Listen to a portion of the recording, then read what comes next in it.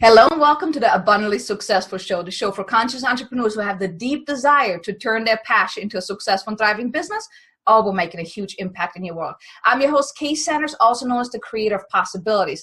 And our topic today is rescuing your blog to increase traffic. And our guest expert today is Kevin Geary. So he's an online entrepreneur and also the founder of the Six-Figure Grind. So he's going to tell us about, what we can do with our blog, why it's important, and all these things about how we can really leverage our blog to increase our business. So without further ado, let me introduce you to Kevin. Hello, Kevin. Thanks for being here. Great to have you. Hey, I am glad to be here. Thank you for having me. Oh, it's definitely great. And I'm looking forward to picking your brain on the blogging. But before we dive into the content, why don't you share with us a little bit of like who you are, what you do, and why you do what you do? Yeah, for sure. So my name is Kevin and I run sixfiguregrind.com. The entire goal of that website is to help men and women transition to building an online lifestyle business. So I come from a background of being trapped in a soul-sucking day job, and I know what it feels like to have to, be tied to a location and be tied to a specific job and a schedule, especially one that you're not super passionate about, or that you feel like you don't have a lot of autonomy. There's just a lot of problems with the conventional work model. And I feel like we live in an era where we're one of the first generations that has an opportunity to work completely online, to be completely location independent, financially independent, schedule independent. And there's so many people that are not taking advantage of that, even though they're extremely unhappy in what they're currently doing. Now, if somebody's perfectly happy with what they do, then fine, great, do that, right? But when I look at statistics that say 70 to 80% of people are not satisfied with their job or unhappy in their job or actually depressed in their job, and I look at this opportunity that is right there in front of them that they're not taking advantage of, I feel like that's a gap. And I want to try to bridge that gap for people because there is freedom, there is independence, there is happiness in building an online lifestyle business. And so I started sixfiguregrind.com to help people learn exactly how to do that. I love it. And you're completely right. I mean, who really likes, being in a dead-end job? And, and there are so many people out there that are really stuck in it. They simply either don't know how to really build a business online, or they just don't think it's really the right thing for them. And I mean, I know it's like a lot of mindset stuff going on as well, but, so let's talk a little bit about, when today's topic is about blogging. So why is a blog really so important for our business? Like, what are the benefits of actually implementing a blog for our business? Yeah. So let's say you decide, yeah, sure, I do want to build this online business thing. So what do I need to do first? Well, you have to start a website. Everybody knows that a website is a really great kind of foundational place to start building that online business. But once you build a website, you're kind of faced with the realization that people don't just come to it because you built it, so you start to problem solve, like, well, all right, well, how do I get traffic? How do I get people to my website? And of course, there is a very, very powerful marketing concept called content marketing. And content marketing is where you produce helpful, relevant, entertaining content. You put that content in front of people, or you show up when they search for it, and they digest that content. And because you created that content, they like you, and they know you, and they trust you, and they want more from you. And so content marketing, and blogging is a form of content marketing, is a great way to attract eyeballs and attract visitors to your website. It's a great way for you to interact with your target market, to connect with your target market, to inform and educate your target market, inspire your target market. There's a lot of opportunities built into the concept of blogging. Of course, we have to get kind of past the term blogging, where a lot of people feel like, oh, blogging is like writing an online diary or something. That's what it used to be. That's what it was in the very, very early days. But in terms of business, blogging is one of the most powerful forms of marketing because of how it allows you to connect with your target market, and not just connect with them, but convert them as well. So obviously most online businesses are trying to build an email list. They're trying to capture those leads, those visitors in some relevant way so that they can continue the conversation with them. Blogging is the door to doing that. You get them on your website, and then the actual articles that you are writing entice them to take the next step of joining your email list or joining your Facebook group or wherever you're trying to capture people so you can continue the conversation. Now, you mentioned you don't have to write, like pages and pages and pages of blog, like articles and stuff. So what would be a good, size of an article? Because I know a lot of people are going more into now watching videos rather than reading something. I mean, I know when I go on a website and I see like a huge, huge, huge long letter of, like just words, I'm like, I don't feel like reading all that. So I just kind of skim through. So do you have some tips around that as far as like, what's the length? And then also, should you do, like a written blog, or maybe we can even talk about the V blog, like the video based blog, see what, what tips do you have around that? Yeah. So I think the first thing to understand is the fact that if you write a blog, just because you write an article, we'll just use the word article now. So a blog is like the collection of articles and content, right? So let's talk about a specific piece of content. So just because you produce and publish a specific piece of content, just like your website, it doesn't mean people are going to find it. Right? So that's the first mistake bloggers make, is they sit around brainstorming like, all right, what should I write about? What do I think my target market wants to know? Or, hey, I'm an expert here. I'm trying to build authority. So I need to write what my target market needs to know. And so this is how blogging starts for most people. And that's a very, very big mistake, because what happens is they end up writing something that's actually very good. It's brilliant. It's helpful. It's insightful. It's all of this stuff. And then nobody reads it. And it goes eventually into their archives. And of course, when somebody comes to your website, they're not going to go pages deep into your archives to find content. So that stuff is just dead. It doesn't get any traffic. Nobody ever sees it ever again. It goes into the black hole of the internet, right?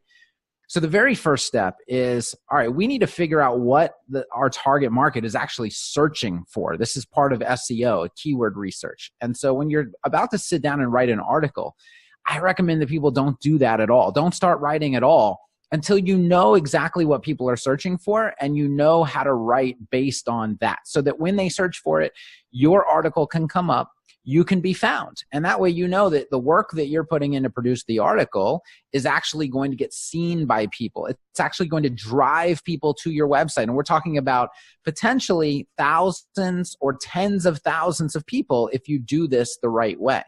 Now, you asked about the length of the article, the quality of the article. It is true that you don't have to write, an article every day. You don't have to publish all of this content. But what you do have to do is you have to publish high quality content. So you do have to write a lot, but not in terms of volume, and more in terms of depth and quality on a topic. And the reason you have to do that is because that's what Google is looking for. And again, the entire point here is to get ranked in Google on search engines so that you can drive tons of traffic to your website, because that's ultimately where your target market is. That's the best way, by the way. Everybody wants to talk about social media. We want to talk about YouTube. We want to talk, and YouTube is kind of, it's not social media. It's kind of like a search engine. So it is powerful the same way that blogging is. But let's talk about Instagram for a second, right? Or Facebook. When you publish something on Facebook, number one, give it about 3-4 days, it's gone. Nobody cares about it anymore. It's not, and nobody can search for it. Nobody can find it on Facebook. Okay, so that's a big problem.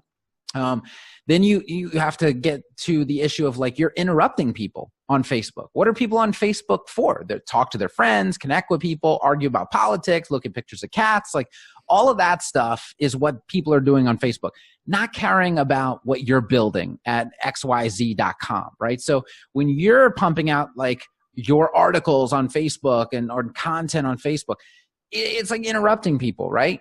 Versus when somebody goes to Google and they're like, man, I have this problem. I'm going to look for a solution. They're typing in exactly what you provide. That is the best time to show up in front of somebody. That is the most relevant time. It's the most helpful time. And it's the time they're most likely to appreciate you being in front of them. That's why I think that the entire strategy of blogging combined with SEO, getting ranked on Google, is the number one marketing strategy, because there's no better time to get in front of people than when they're actually looking for you. So To your point, you said that, hey, I find articles, they're really long. I don't want to read them. So why would we produce content like that? So the first thing you have to understand is, yes, people do skim, but you know what? They skim to figure out the relevance and the importance. So they skim, and if while they're skimming, they start to come to the conclusion that there's a lot of good stuff here, it's either really helpful or really entertaining or whatever, then they go back to the top and they actually start reading. And then they might get to a point, let's say you have a 5,000 word article, not uncommon for people writing high quality content. And someone gets to 1,500 words in and they just make a decision, you know what, I don't have time to read the rest of this, but I recognize the value here. And I recognize that this site in general is a site that I want to continue engaging with.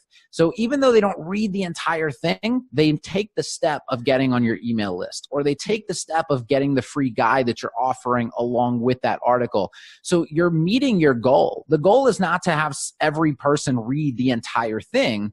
The goal is to attract and convert. And you can do that without them reading the entire thing. And then you talked about video. I'd rather watch a video. Okay, great. The way that you spice up your articles is by, first of all, making the paragraphs very, very short. We're not talking about 5,000 words of giant paragraphs. We're not producing textbooks here, right?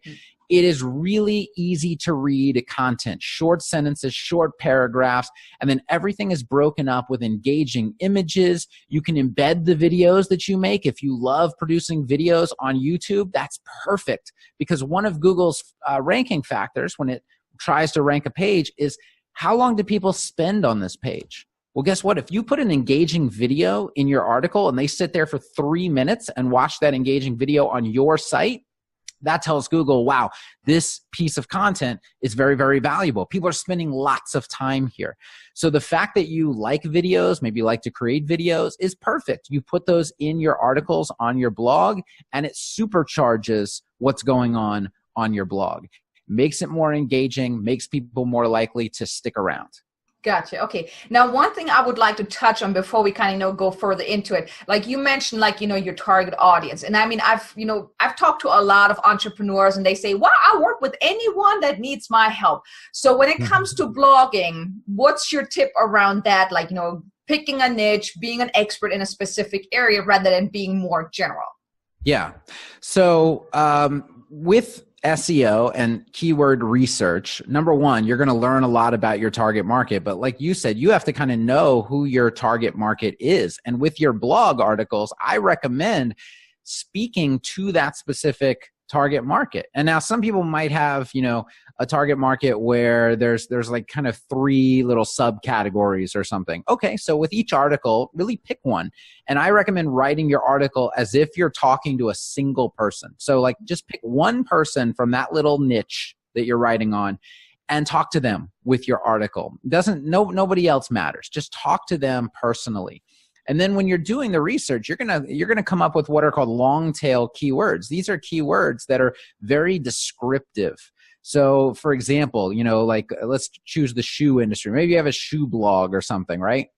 Ranking for the term shoes doesn't really help you because there's no specificity there, right? You don't know, is it women's shoes? Is it men's shoes? Is it tennis shoes? Is it, high heels? Like what is it? You also don't know who's searching for it. So if somebody just types in shoes, yeah, sure, it could be somebody interested in shoes. It could be some high school kid doing a book report on the history of shoes. You have no idea what the intent of the person searching for is. But if you start to get into long tail keyword research and you start to see, wow, there's a lot of people searching for red high heel shoes, right? Okay, now we're getting a lot more specific here. And so if that fits my target market, maybe I'm targeting women, of course I should write an article on red high heel shoes, right?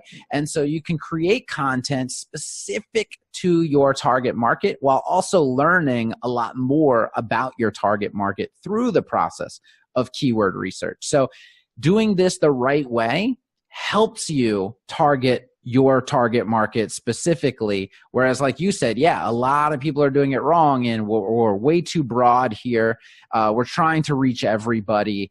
That's not, and Google doesn't like that either. Google likes to see websites that are targeting a specific niche because it's easier for them to figure out where to put you, right? When you try to talk to everybody, not only are the people who come to your site confused, like, well, hold on, is this for me or is it not for me? Google doesn't really know either. So it's harder for them to rank you when you're trying to talk to everybody as well. So like you said, you definitely have to get specific. Mm-hmm. Yeah, no, that makes sense. Because I mean, that's like one of the things that, keeps coming up in like everything that you do. I believe, knowing who your ideal client is, that's like also one of the things that I did. I sat down and really figured, okay, what's going on in my ideal client's head? Because then you can really write to, or the content that you're creating is really for that one specific person rather than just like everyone, because then no one is really going to resonate with that. But like, what would you say are the biggest mistakes that, entrepreneurs make when it comes to their blog? Yeah. So like I said, the first one is not doing any research whatsoever, just trying to brainstorm. And when you brainstorm, you're going to create a lot of really valuable content that nobody's ever going to read. And so if you like doing a bunch of work and getting no benefit from it, by all means, take that approach. I wouldn't personally recommend it. I don't like wasting time. And if you look at the traffic potential, and a lot of times when I go back into people's archives and optimize people's content, I find that, with just 10 minutes of research, they would have been able to write an article that drove thousands of people to their website. But because they didn't do the research, they got nothing. And so it wasn't like that big of a gap. They were so close. They just didn't have it exactly the way it needed to be. And thus they lost instead of winning. So, people are getting close, and sometimes you are going to get lucky and you're going to get traffic, but doing this as a process means that you're going to win over and over and over again, repeated wins. And that's really what we want here. I've built up multiple websites from 0 traffic to 6 figures in monthly traffic in a very short period of time, just by doing the right research and creating the content that people actually want and that they're looking for. It is a very, very powerful process. Now, the second mistake that people make, even if they do the research, you're going to lose if you make this second mistake, okay? As we just talked about, Google wants high quality content because that's ultimately what readers want. So people, a lot of business owners, especially if they're busy, they have this idea in their head like, okay, I've heard blogging's important, or I know that blogging's important. I got to do a little bit of keyword research. They get out their free tools, which I don't recommend the free tools. They don't give you enough information, but it's better than nothing, okay? So you get out your free tools, you start doing a little keyword research, you find your topic, and you're like, okay, I'm going to write on the topic. And then they just think that I just need to fulfill the act of blogging. So they write 600 words or 800 words. They hit publish, and they move on with their life. And Google crawls that page and they're like, oh, that's fantastic. But compared to all of these other resources we have available to us, why? Why should we rank you? Like you wrote 600 words on this topic, and sure, that's a great 600 words. This site over here wrote 2,600 words, just as high quality, but a lot more in depth, a lot more valuable. So you know what? We're going to rank them instead. And so it's the second mistake is publishing what's called thin content. Okay. So thin content is content that talks about a topic, but just is very broad, and it's not super in depth. It's not specific. It's not long. It's not that engaging. So Google doesn't really care about it. So if you're kind of taking the approach of, oh, I'm just doing blogging because I heard it's, I'm supposed to do it, and I'm just doing it to say that I did it, and I'm publishing a bunch of little articles here and there, you're not going to get any traction. You're not going to get any results from that. So that's mistake number 2. So the first one is not doing any research whatsoever. The second one is, even after you identify good topics to write on, you don't really put your heart and soul into it, right? Like you're just producing really, really thin content that Google's not going to care about and your readers aren't really going to care about. The third one, and this is the final one that I'll cover here, is you're not promoting your content in a relevant way. And I'll kind of explain what that means, because there's people who think they're promoting their content, and there's people who are really promoting their content. So promoting your content for most people is, all right, here's what I'm going to do. I'm going to go pin that on Pinterest, on my own Pinterest board. I'm going to go on Facebook. I'm going to make sure I share that to my audience. I'm going to share it on Twitter. I'm going to post about it on my Instagram. So I'm going to go to all these channels. I'm going to push it out to the world, right? And then I'm going to get on my email list, and I'm going to alert my email list that there is a new article, blah, blah, blah, blah, blah. This is like what people think promoting their content is, right? And that's all fine but that's the very tip of the iceberg in terms of promoting your content. It's important, right? But ultimately, what needs to happen, if you want this content that you're putting a lot of time and effort into to actually rank, you need to get other websites to vote for it. And the way that they vote for it is by linking to it, by another website saying, you know what, that piece of content is so good that I'm going to direct my own website traffic over to it, right? And there's a lot of techniques and tactics that you can use to try to build backlinks, okay? But one thing, the easiest thing is, instead of just pushing this content to your fans, you should probably reach out to other influencers and start doing networking and start to, let these other influencers know about your content. So you're not letting people know, you're letting other influencers know about your content. And by the way, this isn't just emailing influencers being, hey, I just published a new article. You should definitely share it to your 100,000 fans. Like, that's not how this works. It's legit, like, networking, relationship building. That's the type of promotion that needs to happen behind the scenes, where you are so connected with certain people that when you have an important piece that you really wanted to rank and you really wanted to get out there, you are just an email or a phone call or a text away from one of these influencers where they're like, yeah, sure, I've got a perfect article where I can just link to that in the article, boom. And you start building some backlinks, and Google sees that and says, this is important content that needs to be ranked. So that's one aspect of promotion that I don't see people doing at all, right? Most people doing it all. They're publishing little articles and then pushing it out to their fans, and nothing ever happens. This is a much deeper level of article promotion. Gotcha. Okay. So I guess let's, kind of dive into, like, how do we do the proper research to write good content that will be ranked? Yes. So there's a bunch of software programs that you can purchase. They're ongoing subscriptions. They're fairly expensive. It does take a lot of technical knowledge to do the proper SEO research.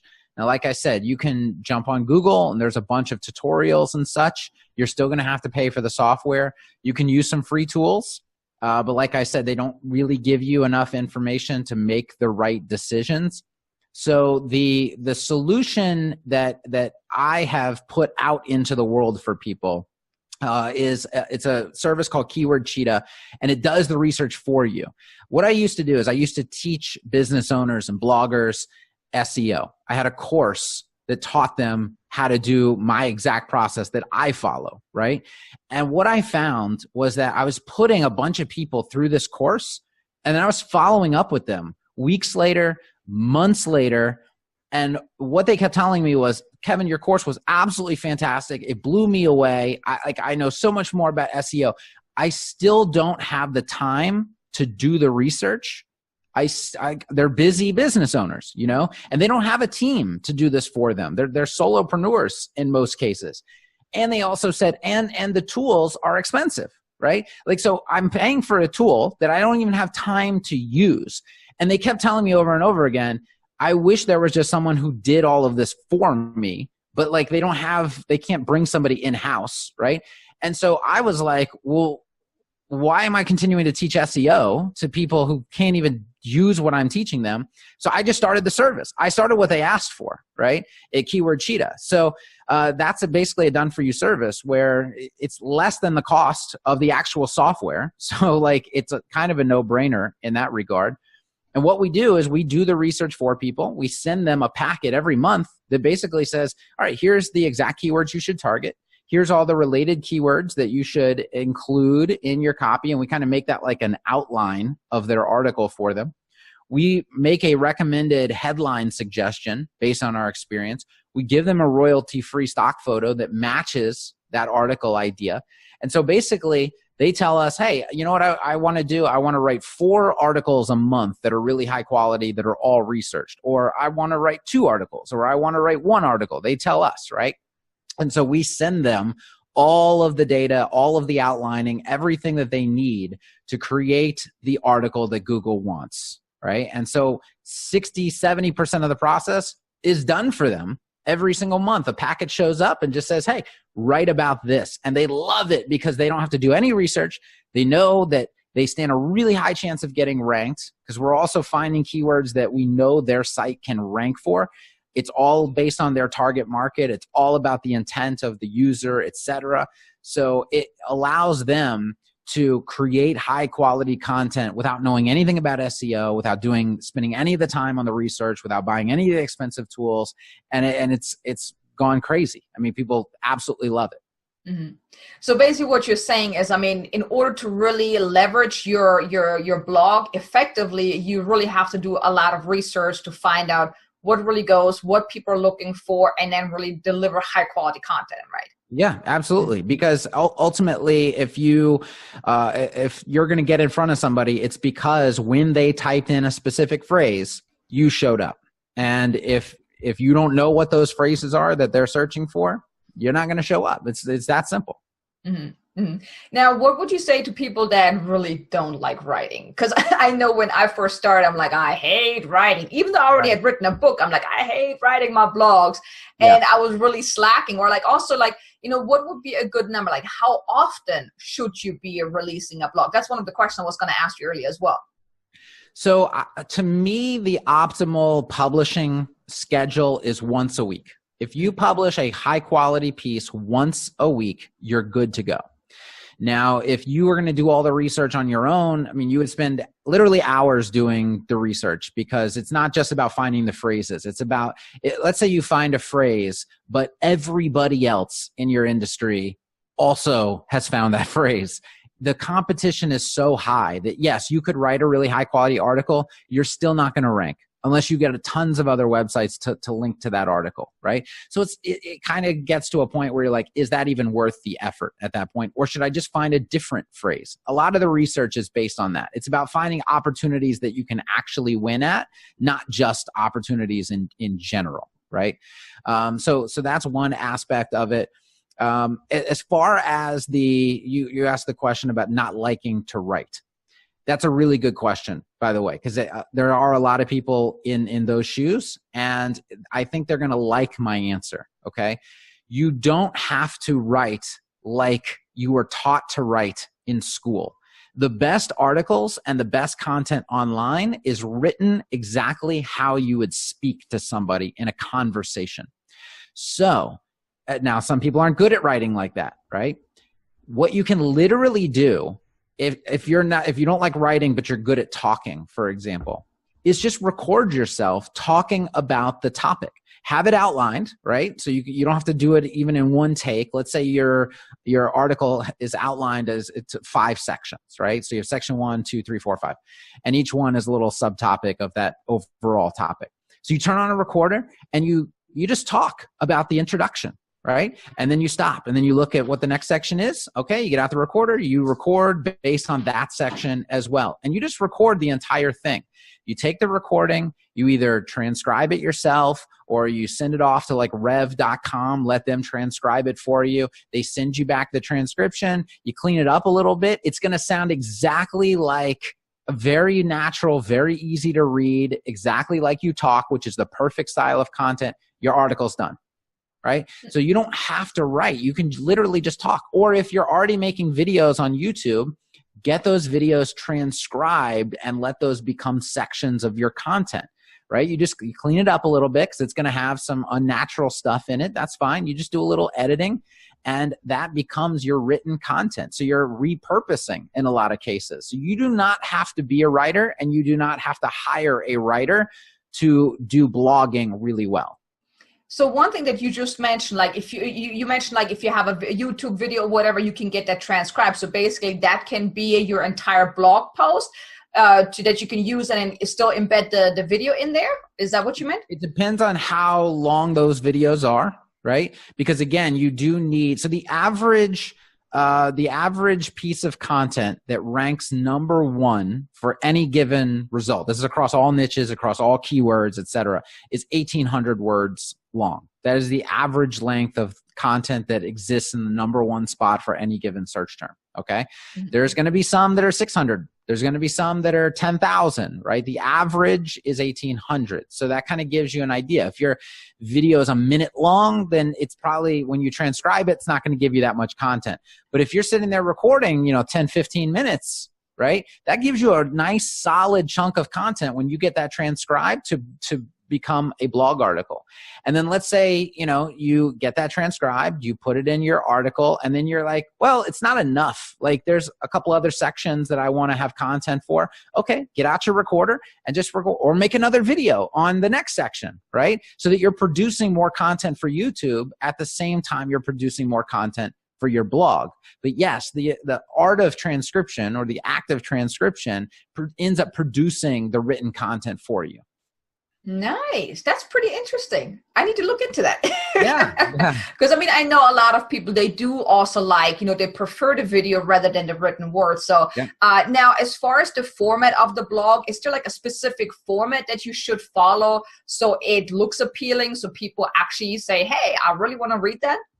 Yeah, so having the videos embedded in the article is really good because it breaks up the content and it lets people that are visual like stop and play this section and then get to the next section, do the same thing.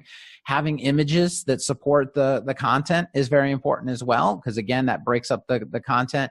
I would say that your paragraph should be no more than like 4 lines long. So, obviously depends on the width of your content, but if it's more than 4 lines, it needs to be broken into the next paragraph. Okay. Some lines can even just be 1 sentence, right? You've probably seen this.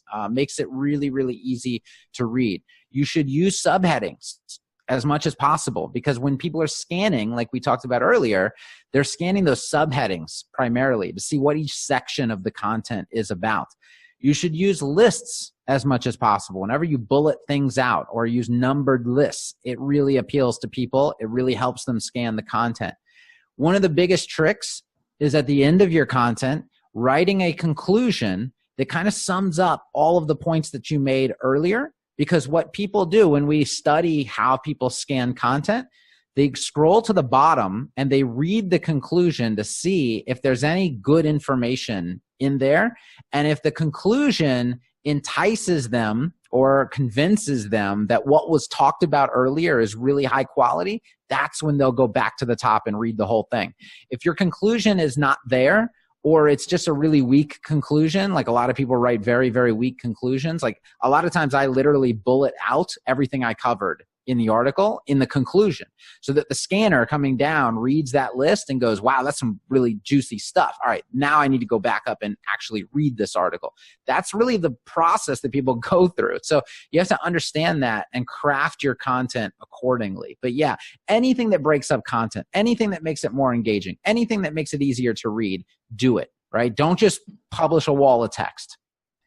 I like that. I think we covered a lot of great content today in this interview about, blogging and how beneficial it is. Is there anything else that you think we should cover before we come to the end? No, I think if you do the research or you get the research done, you write high quality content, however that needs to happen, and then you promote it like I talked about. You start networking with people in your niche and you actually develop real relationships and you can start getting other sites to link to you. And by the way, you're linking to them as well, in your content. So you guys are all like a team, then you are going to get significantly more results than you've been getting. You should also know that any content that you've published in the past is not dead. Even though it gets no traffic, I go back all the time and I found content that people wrote. I actually just released a case study on this. People wrote 4 years ago. It has gotten 0 traffic for 4 years. We did the research. We optimized the content a little bit. We republished it. It ranked 3 weeks later and now gets significant amount of traffic. And when I say significant amount of traffic for that specific article, it's about 500 unique visitors a week. Okay, so almost 2,000 unique visitors every single month, when previously it was getting 0 traffic for 4 straight years. So old content, it can actually be ranked easier sometimes than new content. All right. So I want people to understand that that would be one extra bonus mistake I'll throw in is people think that, oh, I just publish it and then whatever happens, happens. And that's not how it works. People that really know SEO, they massage content into the top 10. Okay. So they watch it over time and they continue to optimize it and work on it until it ranks. That's one of the insider secrets that I want people to understand, that when you publish something, it doesn't just it's not whatever happens. It's whatever you make happens. Gotcha. So that sounds like a job for an expert. I mean, just like what you explained to me, like with the research, I'm like, no, I would not want to do that.